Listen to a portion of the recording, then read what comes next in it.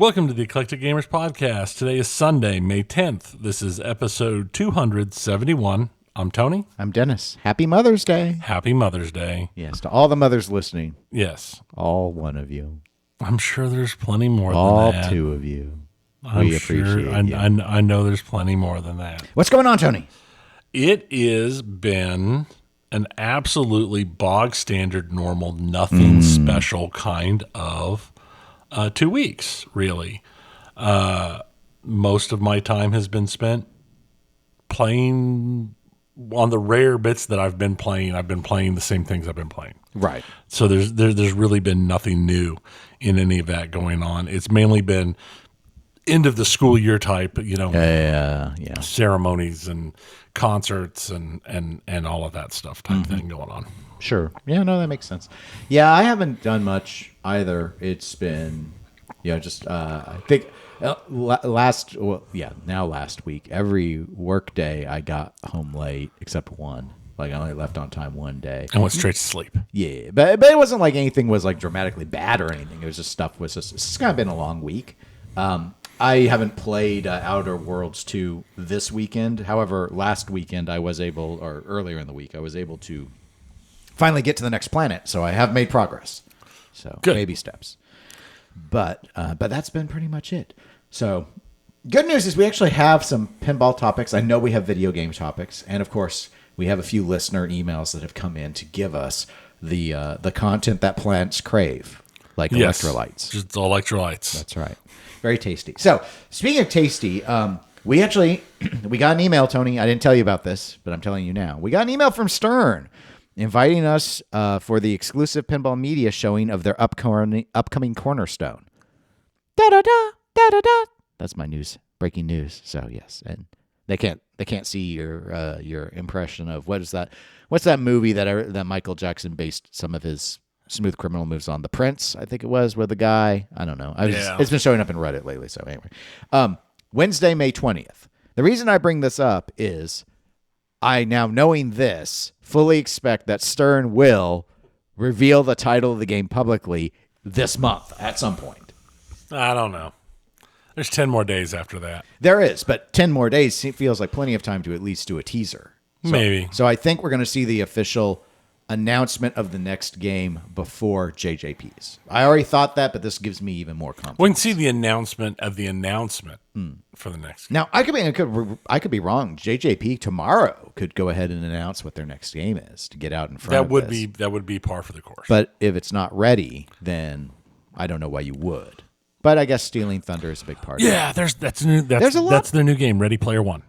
There it is. Would that be a good game? No, it'd be god-awful. Yeah, I would struggle with that. We actually have an interesting topic we'll get to later asking us about themes and whether they would be good pinball machines or not. But before that, next piece of news. This one was really interesting when I saw it and went to the Facebook and read this. But Team Pinball, which, if I remember correctly, Team Pinball is the one that did the Mafia game way back, like the EM style game. I think that was Team Pinball.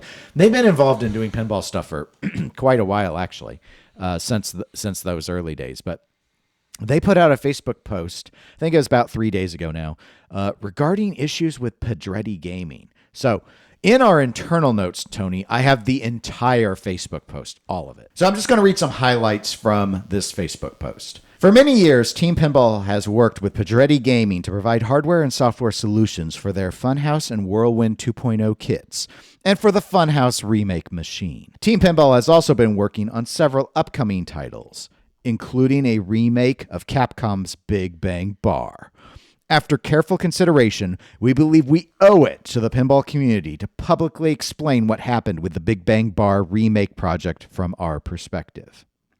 In October 2024, Team Pinball purchased one of the original prototypes from Melvin Williams with the agreement and knowledge of Pedretti.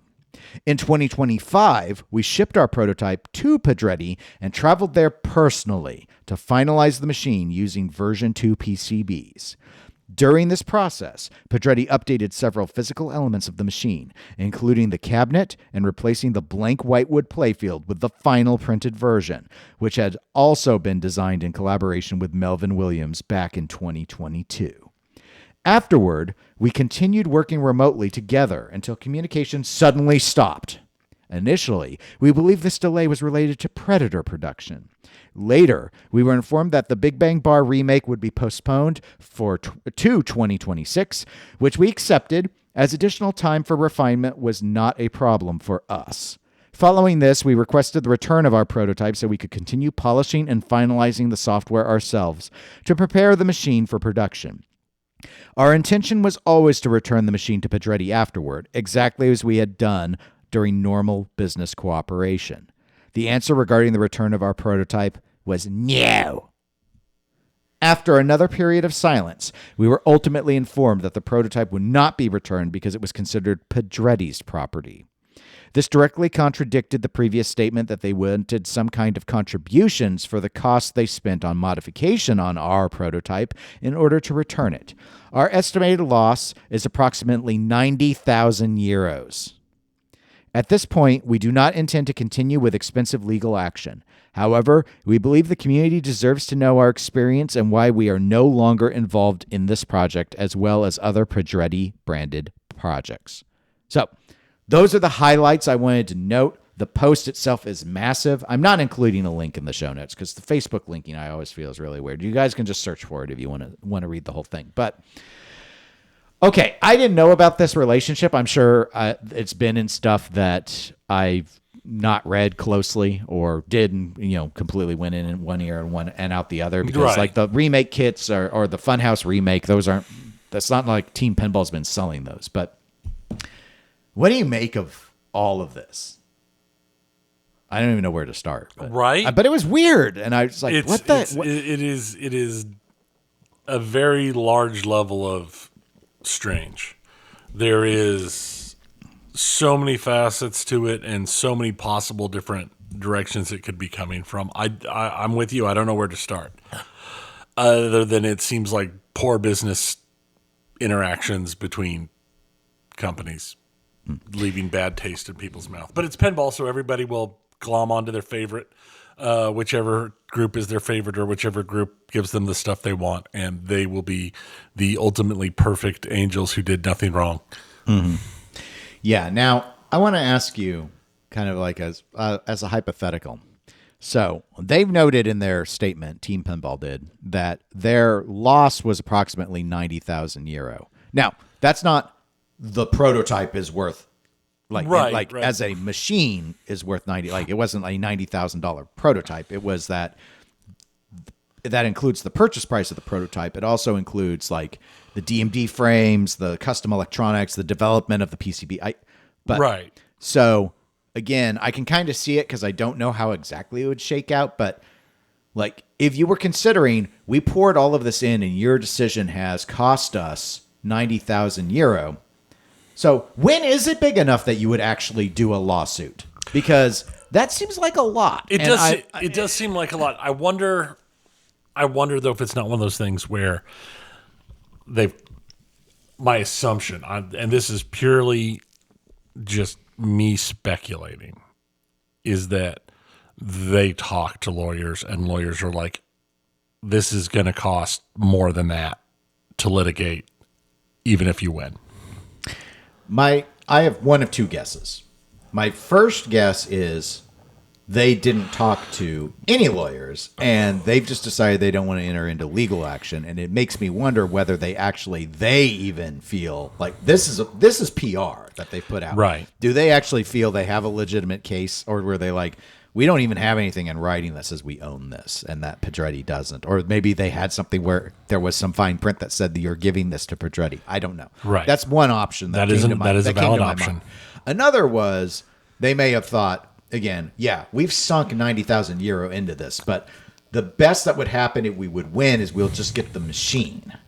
And like the value of the actual box without any ability to bring it to market is not 90,000 euro. Right. We're talking about all our sunk R&D costs. Like this prototype is probably between 10 and 20,000, in which case that makes a lot more sense being like, I don't know if it's worth the time and money. Right. Which kind of gets back to where you were at. But I just thought it was interesting because I've actually had this conversation a couple of times with Zach Minnie, my co-host on the Pinball Show, because he's had instances with customers where they've basically resisted returning a game, and then there's the question of, okay, well, what do you do? Because in theory, if they're keeping something that doesn't belong to them, like they've done a credit card chargeback, then it's like, then they've stolen and you could sue to get the game back. But the question of, all right, but it's always one game. So if it's one game, do you want to bring in a lawyer for one game? Like how much, what's the end loss look like at that point? Is it worth the time sink on top of everything else? Right. Sort of thing. So, well, not to mention the PR. Yeah, that's something he brings up a lot, is the concern about the PR. I'm like, I don't know. I get it, but I also think that someone stealing from you is probably pretty easy to win the PR war, but maybe not. I don't know. I mean, it kind of it I probably would think depends on the so, circumstance. but I realize I'm not actually good at that kind of thing. I will note, though, again, this was already, as people could probably tell, like I didn't even highlight half of the stuff. Oh no, there is so much more. That, but I will pet peeve. This is just a Dennis pet peeve. You don't need to write into eclecticgamerspodcast@gmail.com and tell me that my pet peeve is stupid. It's a pet peeve. Of course, it's stupid. Why they really should be like calling this the Big Bang Bar remake, because there already was a remake. Like, quit acting like you're the first remake. You're not. You're not the first remake. You're not the second remake now, but you're not the first. Just like, come on. The one everyone thinks about is a remake. Hardly anyone has the original. I don't know. This was interesting from a drama standpoint. I'm going to throw this out again. People, you don't need to write in. Yes, Tony. I see you're excited. I do. Also, utilizing the phrase "this post is not about creating drama." Oh, well, directly translates to "this post is about creating drama." It's one of those things where I don't, and you know what, and that's fine. I don't love drama being the hobby, but granted, it gave us something to talk about, so I can't say I totally dislike it. Right. It's just that phrase, it has the same connotations in my mind as you being in a conversation with someone and they just open up with, "Now, I'm not racist, but..." Okay, yeah. It pulls. Fair point. Fair point. It punches all the same buttons. Yes, that's true. You know what kind of reminds me of, though, in this instance, is this. Remember way back when Spooky got super pissed that Stern got Godzilla? Yes, and there was just that hissy fit post. Yes, I remember that vividly. And people were so mad at Stern until Keith Elwin made the greatest game in the history of pinball, and then everyone shut up about it, including them. Right. Well, that's the thing, is because there was all the drama, and it was all over the forums and everywhere, and everyone was all like, and I got it. I understood them being mad. This is right up Spooky's alley, and this is Spooky's kind of thing, and this is their whole niche, and they're this and that. And right. But the way they told it, just like how this has a way it comes across. I've shared this before, but the way. I'd say Spooky wove it a lot better than this, because at least like I had a real visual image. Like I imagined this giant conference room with a mahogany table and like Gary Stern Sparta 300 kicked that door open, threw a pile of cash in front of Toho and just stole it, like literally stole it while they were about to sign. Like that's how it is in my head. And for this purpose, he grew an old timey tie you to the railroad track villain mustache and twirled it. Literally twirled it. Yes, while he cackled and walked out. That's how it is in my head as to how it happened through the spooky lens. And it's such a good visual. I'm glad that they complained about it. Yeah. Ultimately, at this stage, I'm glad that they threw a fit about that, because it entertains me as I think back on the nastiness and the deep dank darkness of Stern coming in and doing. My other option was putting him in a Vader outfit while he went in and just would look over at the spooky crew and go, "All too easy." No. To fit with theme. the door kicks open, but he walks in and he's in the black suit with the little visor thing, like the aliens from the one, like a Monster X from Outer Space Godzilla movie. Yeah. The evil one where it's like, and he's like, he's just that's what he's got going on, because then he's in theme. That's true. That's true. I just don't know the Godzilla movies enough to have thought of that. But now I've just got crazy ideas.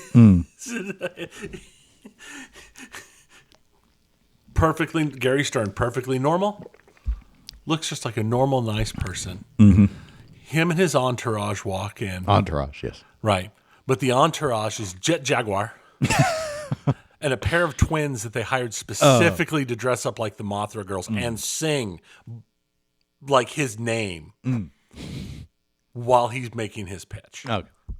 That's very Shark Tanky kind of. Very. Yes. Gary! Gary Stern! Godzilla!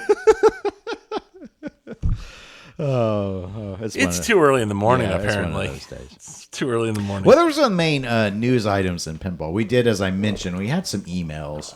Actually, the first thing was from Butts, our Patreon supporter. Butts posted this on Patreon, but I thought it would be nice to share this here. And Butts said, "It's funny how certain themes come in waves all at once. Seems like we're getting a tidal wave of video games, e.g. Pokemon, Fallout."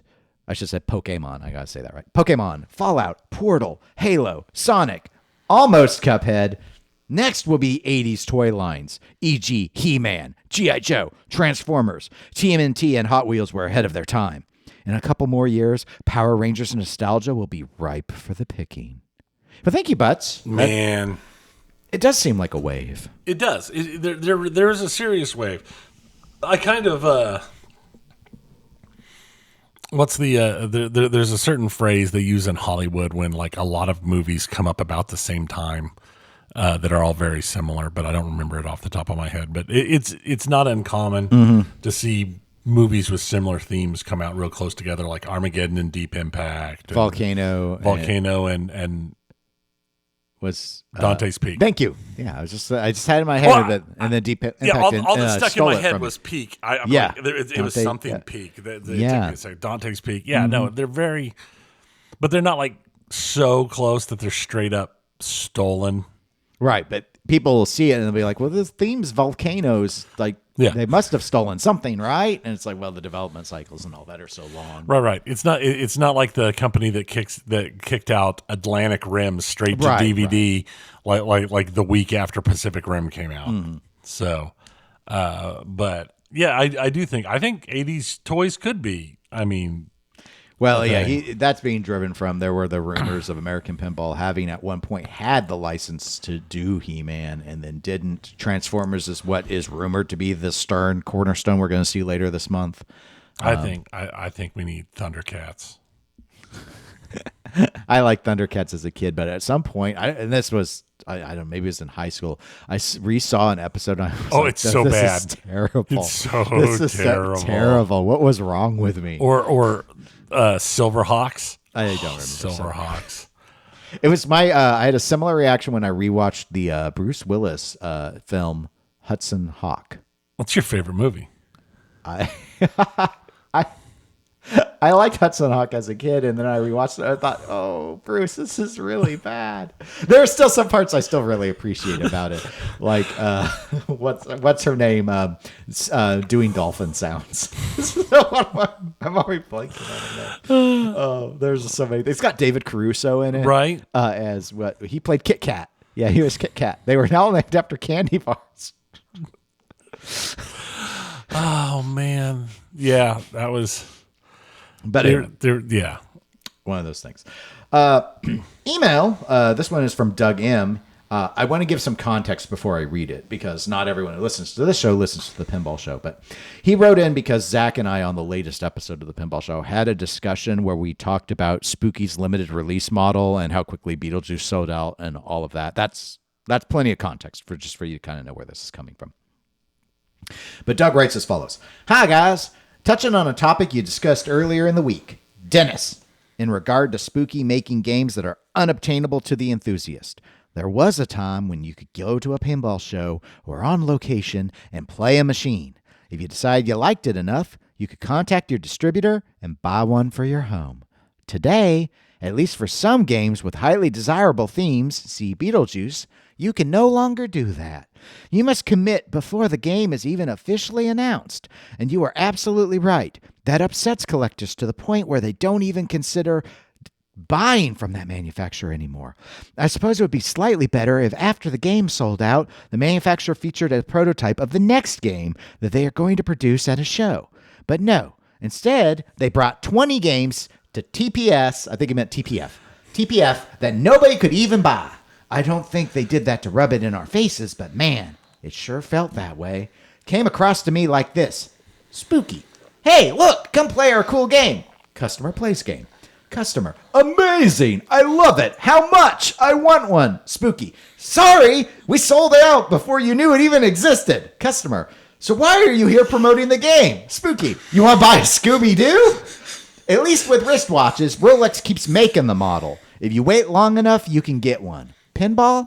Not so much. I did a watchument, and we also did a cargument when we did the discussion. Yeah. So that's why those are the Rolex line. Doug.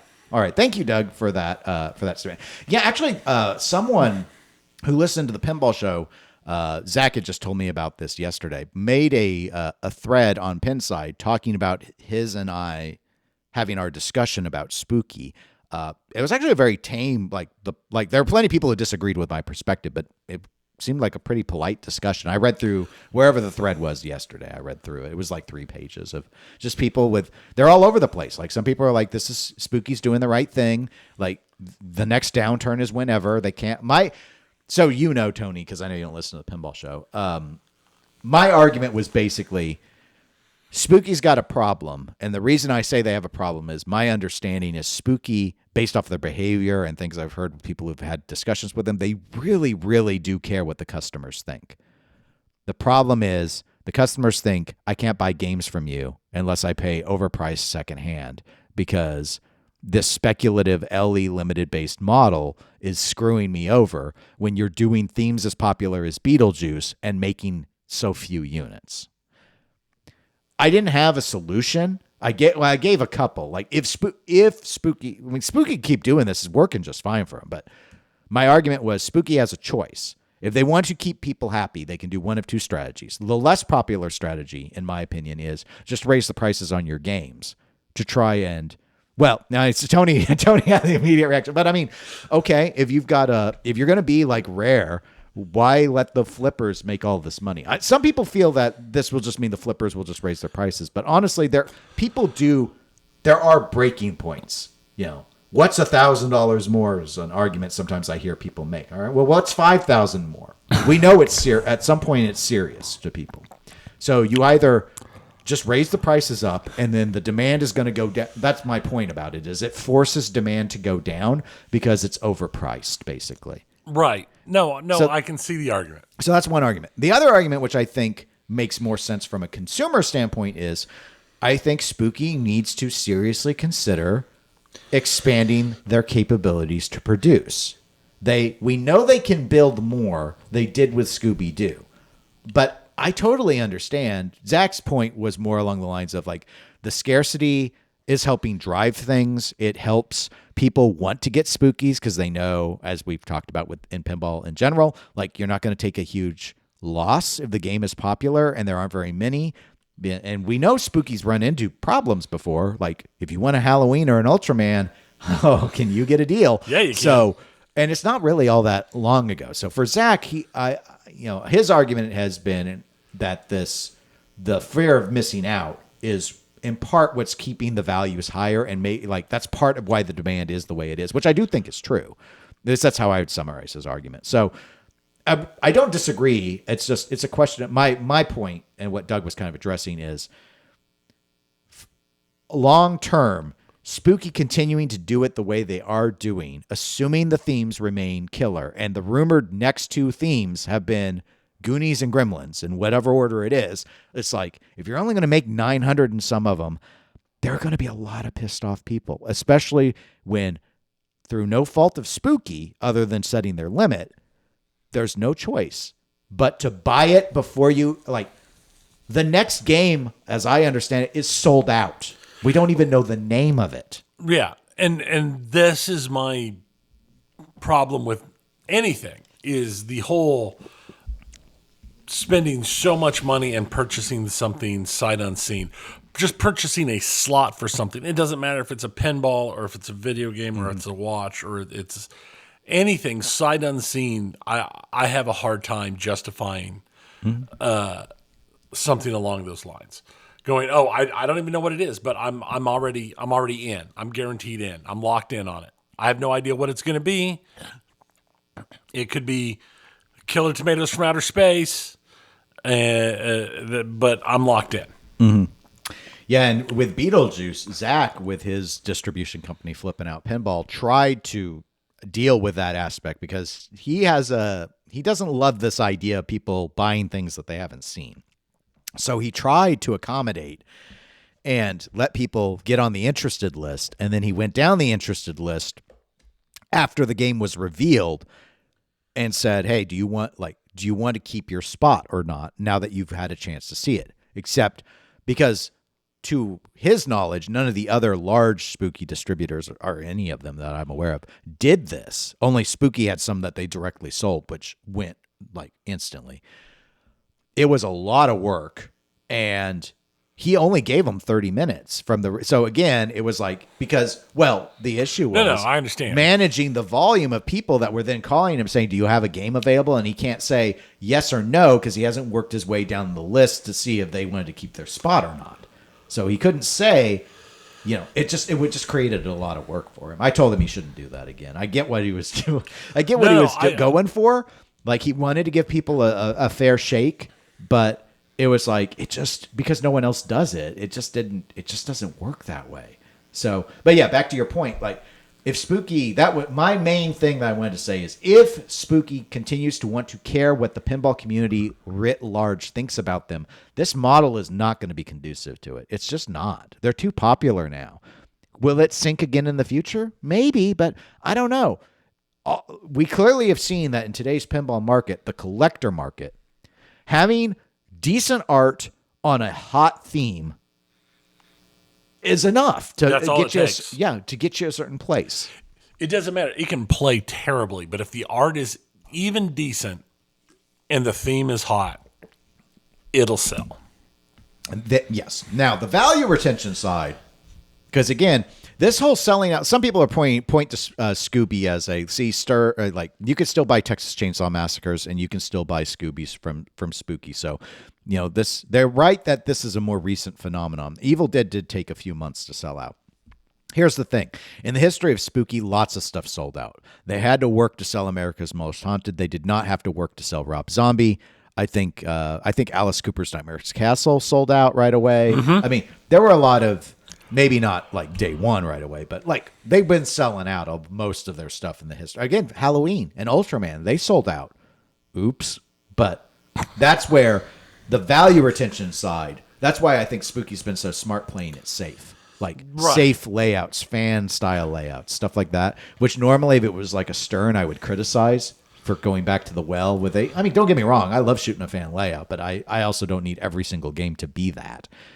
But with Spooky, it's better than taking a chance because they're scoring points on theme immersion. They are. And I think unlike Stern or JJP, I think Spooky can only take so many big losses. Yes, that is definitely key.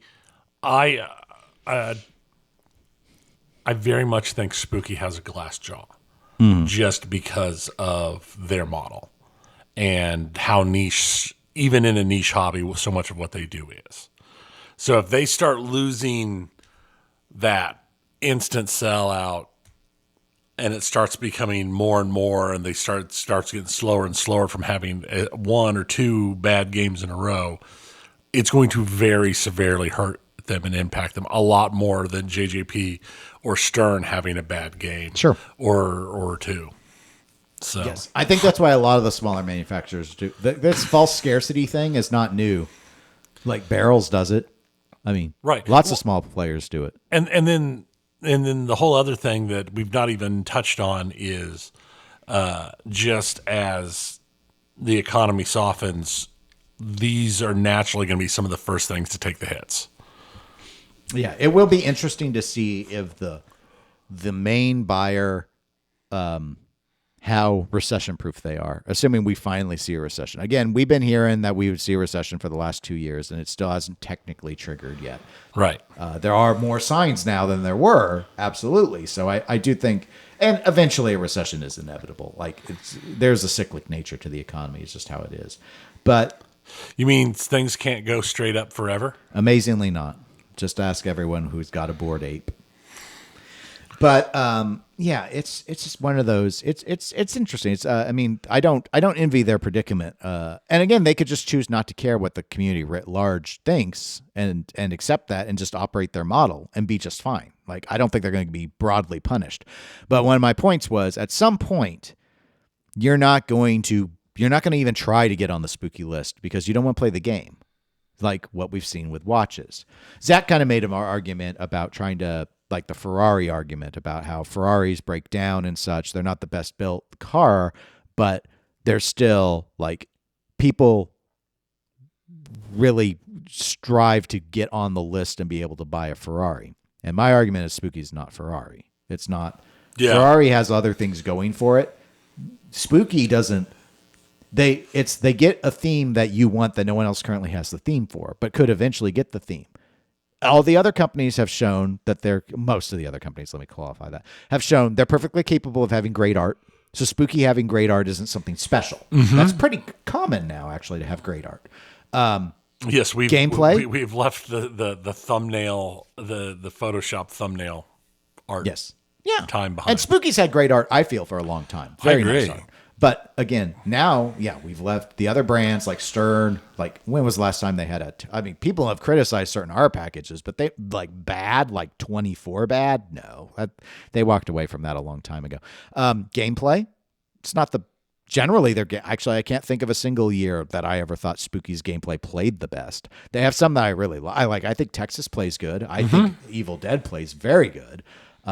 And TNA plays great if you want to give them credit for that one.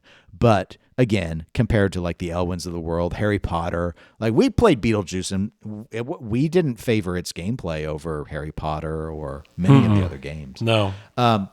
Build quality, they're better than they were, but they're still not at the top of the list. Like, see, my point is, unlike Ferrari, they don't lead in anything except maybe the theme. And that's fine, because this isn't an echelon of, like, it's not like the car industry where there's like, okay, there's Ferraris up here, and then maybe there's Lamborghini right beneath it, and then further down it's going to be like Porsche. Get in the emails. Yeah, I don't know. But with pinball, it's all kind of just like, okay, it's just sort of like it's like a flat hierarchy. Like, maybe you try and argue that JJPs have the highest BOM and that's why they have the highest baseline price. I don't think it, but it's not much of a markup. It's not much. No, I don't think that really works in pinball like it does in cars or watches or several other things where there's the giant difference in from the luxury to the like economy and the in between. I don't feel like that really works in pinball. No, and the thing I would point to as the key example of that is, what are the MSRPs? So we start with the Stern Pro, generally the most affordable, at about $7,000 US. And then JJPCE, generally the most expensive, at $15,000. Right. So it's slightly more than a 2x difference in the range. And then you think about cars and like a Mercedes and then a Ferrari, like, that's more than a 2x. Well, and that Mercedes ain't exactly like the bottom of the barrel. Right. Well, and the thing is you can get a 2x difference between just models of Mercedes. Mm-hmm. Sure. But we see that with some of the pinball manufacturers, like, maybe not quite to the 2x extreme, but right. Stern LE versus Pro prices. I mean, there's a decent spread. Not 2x though. But yeah, no, it's just they're just not the same. Right. But again, that's why they're just arguments and not perfect analogies. Last email. This is a bit of a I was going to use the word game. I don't know if that's really right, but Richard, it's a journey. It's a journey. Richard A. Submitted this discussion topic. We as a community talk about tables we would like to see. I thought I would combine that topic with Pinball FX tables. I'm going to supply a licensed theme or set of tables Zen has done. You two can give your thoughts on having that be a real table. I'm not saying recreate the Zen table, just if you think it would be a good theme for a real world game. I will give you some table packs, and if you could chime in on the best theme to be made. Of all of these, he would want Knight Rider, but he thinks in reality Battlestar Galactica would be the better theme. So he's right. Spoiler. Okay, so he's right. So, all right, here we go. So, I think the best way, rather than just me read down this, I'll do it by the number, and we can just have a quick discussion on if we think it would be a good one or not. So he started with Tomb Raider. I think Tomb Raider could arguably be a good theme. I agree. I would want leaning into the video game though, and not the movies. Yeah, unless the new movie turns out to be something really special. Yeah, right. But, I since I haven't seen it, I can't say. Well, it's because it's still filming. Right. Oh well, that's why I haven't seen it. Okay. Goat Simulator. No, that is such a niche comedy thing. It's not. There's what would you like? Again, in the real world. The whole thing with Goat Simulator is the stupid physics engine. Yes. Which you can't, we have real world physics in pinball. So, Pacific Rim. I actually think it has an argument could be made that'd be pretty good. I would personally enjoy it. I would as well. Only the first movie. Yes. No, don't touch the second one. Don't even reference just the first movie. Mm-hmm. But it would also be a ton of fun to have it sitting in a lineup beside Godzilla. Yes. I'm trying to figure out the best way when to use. I'm wondering if maybe the start of multi-ball where Addams Family has the it's showtime and the whole thing. I think you could do that with Pacific Rim with Idris saying we're canceling the apocalypse. I want something it has to be a moment, a pinball moment. We're canceling the apocalypse. That's right. This is what happens when you launch the ball. It's just every time. It just see how long it takes for that to get old. All right, so then he noted Zen had the Universal TV Classics pack, which was Battlestar Galactica, Knight Rider, and Xena Warrior Princess. Honestly, Battlestar Galactica, I think, would be great. I've talked for years about it. I remember years and years and years ago when we'd been talking about doing a conversion of a table. I talked about converting F-14 Tomcat into a Battlestar Galactica. Okay. Yeah. But I think Battlestar Galactica would be a great theme.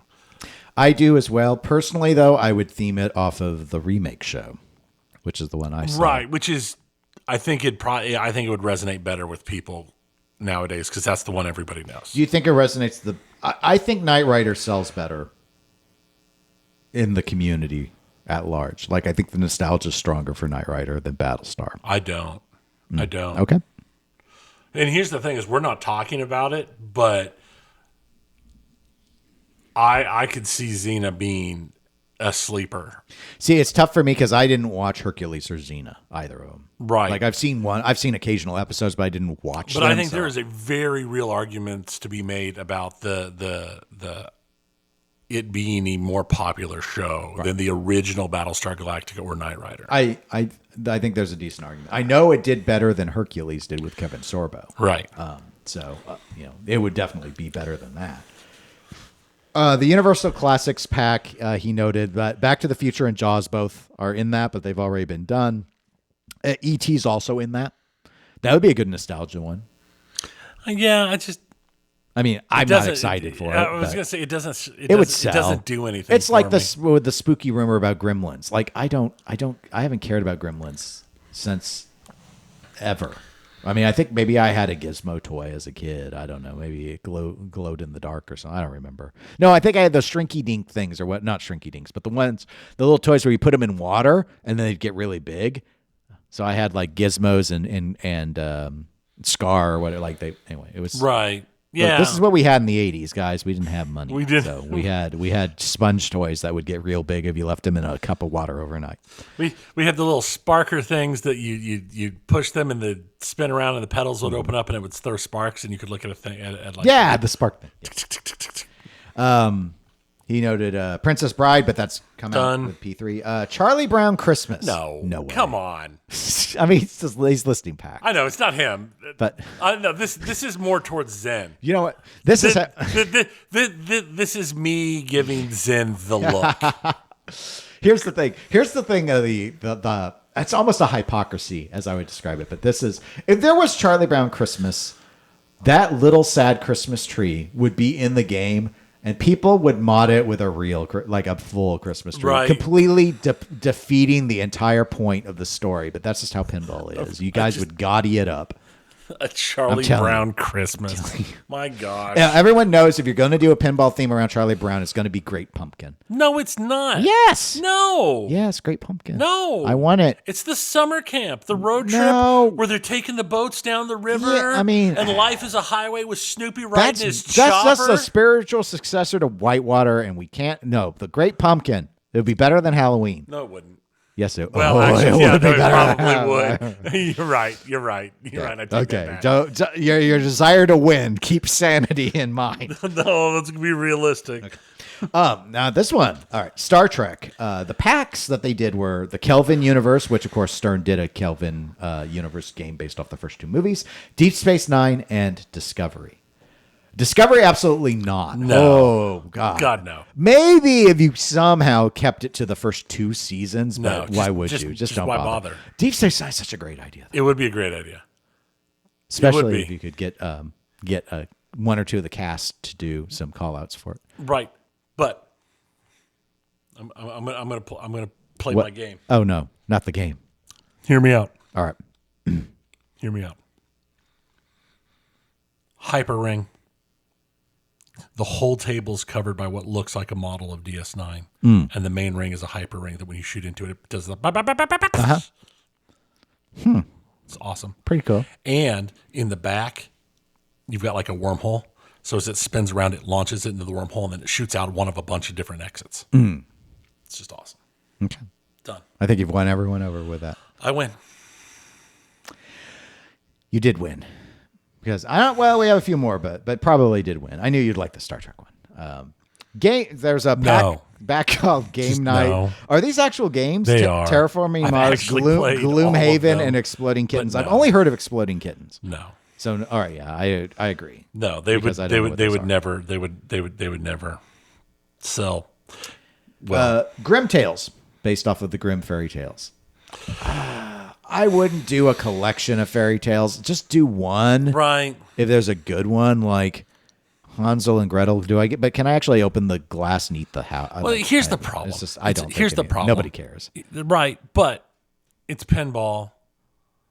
They're going to turn it into this sexy evil witch in her sexy gingerbread house. I don't know. Yeah, very naughty. It'll have legs like Baba Yaga's. That's what I was thinking of the Baba Yaga. But it'll be like sexy like legs. like sexy legs. Sexy chicken legs. Isn't Baba Yaga supposed to have chicken legs? It is. But sexy. But sexy. But just because that's what they'll do. Yes. It's just like the Apparently we've decided Dutch is doing this if it gets done. Exactly. And maybe because they did Alice, so it'd be right up their alley to do more fairy tales. Okay. Garfield. God no. It could work. The The whole back third of the playfield's just a tray of lasagna. I was thinking it only works if you get Bill Murray to do the call outs. And most of them have to, and he has to. There has to be like secret call outs that just occasionally pop up that says, "Paycheck's a paycheck. $20 is $20." Yeah, no, actually, I don't think Garfield would be a good idea. My Little Pony. It would sell gangbusters. Oh, I yes. know it would. It would sell enormous. All right, it's going to sell primarily, I feel, to two audiences. One, do not underestimate bronies. Not at all. In fact, I've played competitive pinball with people that I heard having conversations, and they were bronies for sure. So there's an audience there. Oh yeah. And then, of course, dads trying to justify their next pinball machine, saying they bought it for their kids. Yes. Which, hey, that's a powerful marketing See, force. and here's the thing: is My Little Pony is not a target the nostalgia by dropping the '80s ponies. Right. It's the new My Little Pony. Friendship is magic. Yes. Now, would you be interested if there was a limited, I know you're not normally into limited editions, but if there was a limited run inspired by Robot Chicken with the ponies of the War apocalypse. pony. Apocalypse pony. Oh no, it's pestilence pony. I would be tempted. Apocalypse Pony's my favorite. Apocalypse. Until he gets canceled by Idris Elba, and I'll put Pacific Rim beside it. Godzilla, Pacific Rim, Apocalypse Pony. I really want Pacific Rim now. Borderlands. I'm going to say no. I'm going to go with no just because of the general conceit of that game being the like classic looter shooter. Yeah. I'm just like, I don't know how it translates. I don't think the story of Borderlands is good enough to translate into being anything fun because the joy of the looter shooter I can't see coming into pinball. Homeworld. I would love this game Journey so to much. Hilgara. It would be so bad. It would sell nothing. Okay. But it would be so cool. I love I know you Homeworld. played Homeworld. I played have all not, of so. the Homeworlds except for like the newest one that everything came out. They're like, this is barely even Homeworld. I even played the Desert of Kashyyyk that was came out that they literally tagged Homeworld on it and changed the assets to make it look like a prequel to Homeworld just to get it to sell better. Brothers in Arms. No. I played one of them. I don't think it's popular enough to as a I think something along those lines would be better would be like Payday. Yes. Yeah. I mean, doing Brothers in Arms, you might as well do Kane and Lynch. Right. Which I like. Don't get me wrong. I like that better than the Brothers in Arms game I played. But yeah, there are plenty of other shooters I would do before this. Do Killzone. You don't even have to be the huge stuff, but the huge stuff is the low hanging. Battlefield, Call of Duty, Halo, all that sort of stuff. Like that's all first. This is like a company. Titanfall. People love the story in the second Titanfall, so that wouldn't be bad. Last one he had suggested was based off the DreamWorks pack, which was Trolls, Kung Fu Panda, and How to Train Your They Dragon. would all sell. I think so. I think Trolls would do the worst. It would. Yeah. And Panda would do the best. I agree. I think that's all very true. I would balance all of it with Trolls would have the best soundtrack. I agree.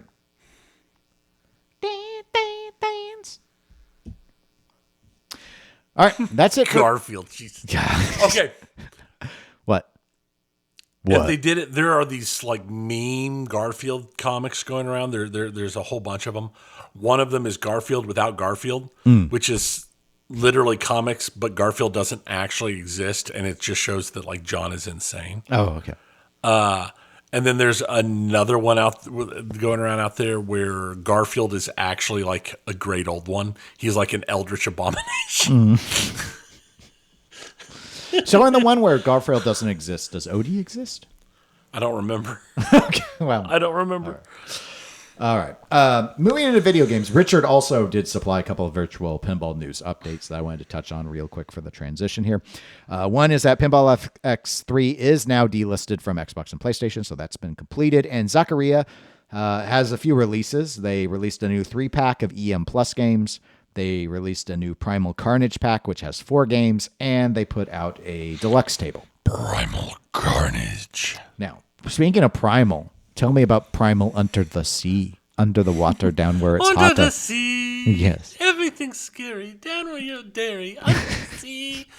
So, Subnautica 2, they put out their gameplay trailer because it releases on the 14th. Mm-hmm. So, 4 days from now. Into early access. Right. Not full access.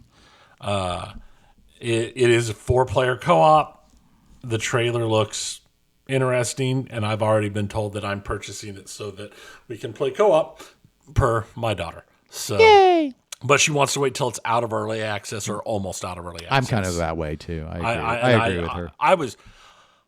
I had proud father moments when she's like, "I don't do early access, Dad." Oh, you just won at parenting. I was just like, "Oh, pre-order? How about no?" We don't do that here. So, that's coming. It'll be interesting.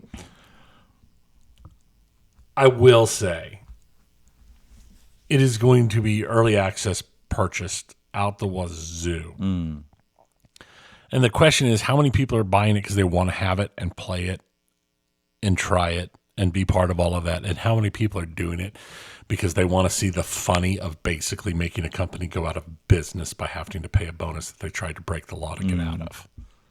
Probably more the latter than I would normally expect. I'll be honest. I mean, I'm not 100% no early access. I have several early access games, but my purchase into early access games, they have to be very cheap, or I have to be not expecting a lot from them. Things that I'm really excited for and I really expect a lot for, I will not get early access because I want to play the finished game, not the as things change stuff. So we'll see how it goes, but the irony of big sales to do the funny, Yes. I can see happening. It's like meme stocks. People will do it. People will. Activision put out a note confirming something that had been thought to be happening for a while. The next Call of Duty will not be released on the PS4 or Xbox One. Finally. Yeah, I was like, I'm a little surprised. And that was the thing, is the last Call of Duty, from everything I heard, ran so bad on the last generation machines that it's not a surprise other than the fact that it came out. So the number of people, or the number of game developers that are still kicking out games for last generation machines has surprised me. How many games come out for last generation and this generation? I mean, when I think about it, I get it, because there are a lot of people, like, buying a console is a very, very big deal financially, and it's a huge franchise, so they probably got quite a few sales by doing that.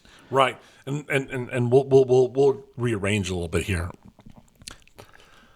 It used to be you did not buy a console at launch if you were trying to be fiscally responsible. Right. You waited for the game to get cheaper. That doesn't happen now. Xbox costs more than it cost when it launched.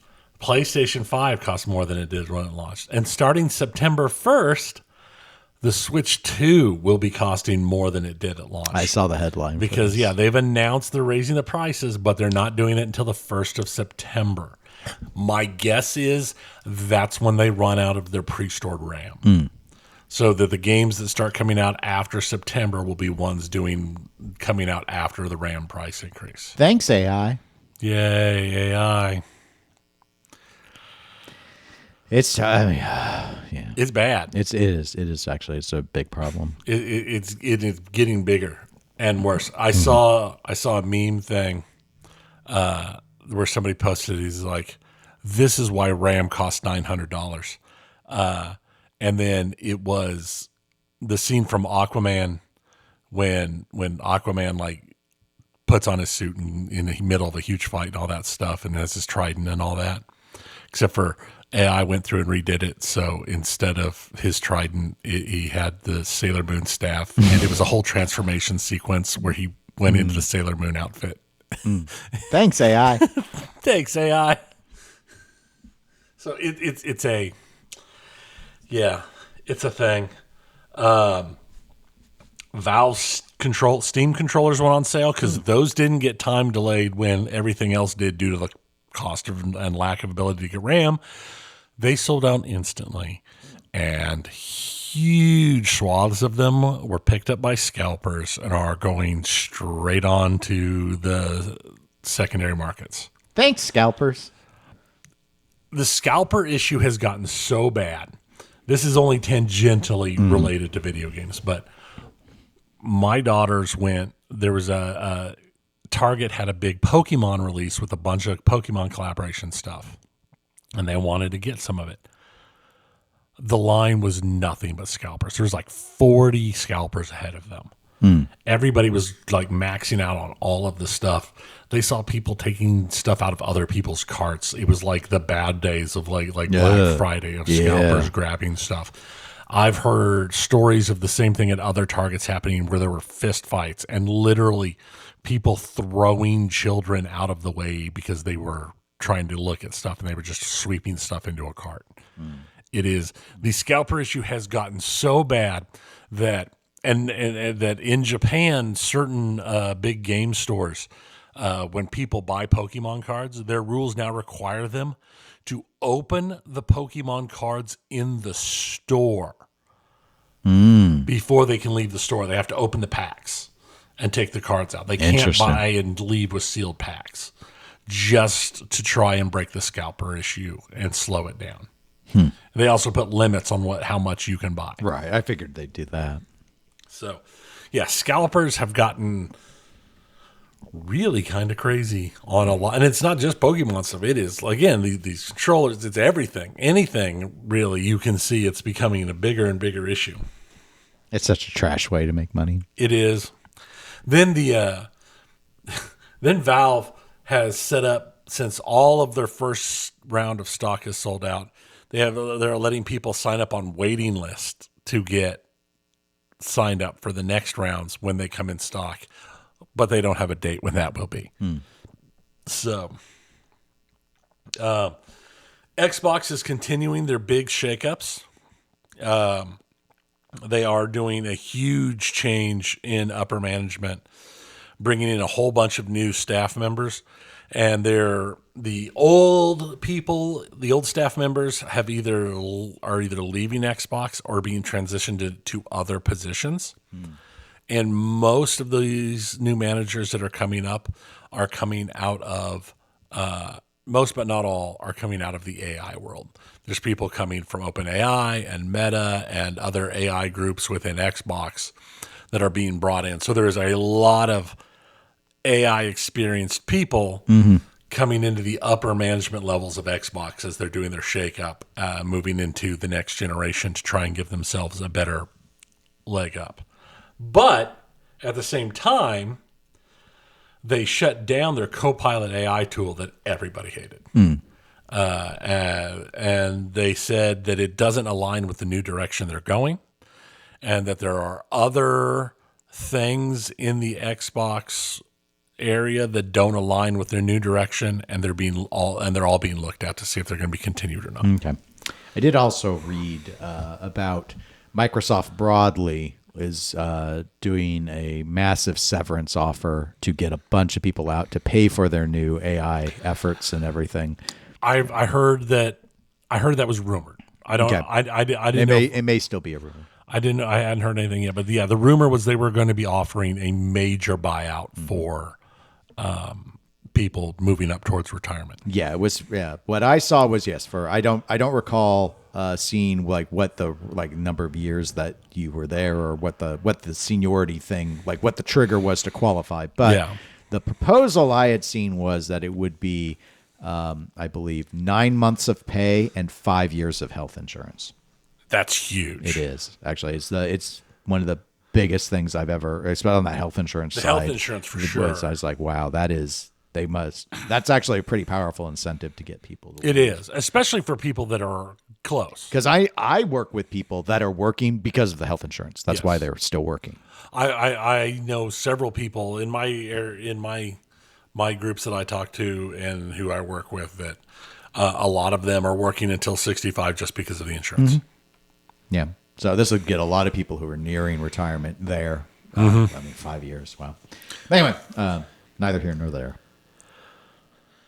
There went Pragmata, which is the backpack kiddo. I heard it my best description I've heard is Dad Simulator 2026. Okay. Came out, and in its first 16 days, it sold 2 million copies. Oh, wow. I've never heard of this. Oh, you've not heard of Pragmata? Pragmata is they're calling it Dad Simulator 2026. It's the game where the guy's running around in a spacesuit with like a little robot AI girl hanging on his back, and you're like, Oh, okay. I've seen some clips of it. Yeah. I didn't remember the name. yeah. So it launched huge, and word of mouth blew it up. It is incredibly popular. Everybody's talking about it.